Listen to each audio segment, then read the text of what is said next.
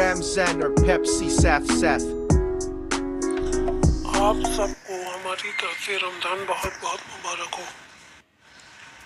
हमारी तरफ से आप सबको रमज़ान में मुबारक बहुत बहुत मुबारक हो।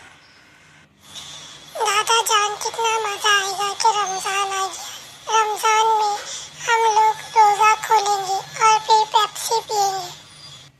हाँ, मैं भी पेप्सी पीऊंगी। पेप्सी पीने के बाद गर्मी ख़त्म हो जाती है और दिल को ताजगी मिलती है।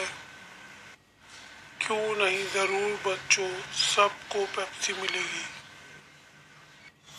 रमजान के रोजे आए, हम झूम झूम जाए, हम पेप्सी पीना चाहें तो दादा जान फरमाए। पेप्सी सबको मिलेगी, पेप्सी सबको मिलेगी। जी बेटा, ज़रूर सबको मिलेगी।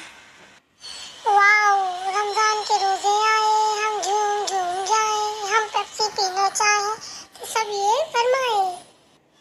मजे मजे से पेप्सी पियो, मजे मजे से पेप्सी पियो। दोस्तों, अगर आपको हमारी वीडियो अच्छी लगी, हमारे चैनल को लाइक कीजिए, सब्सक्राइब कीजिए, शेयर कीजिए। शुक्रिया। और हमारे साथ आप भी पेप्सी पीने में शामिल हों।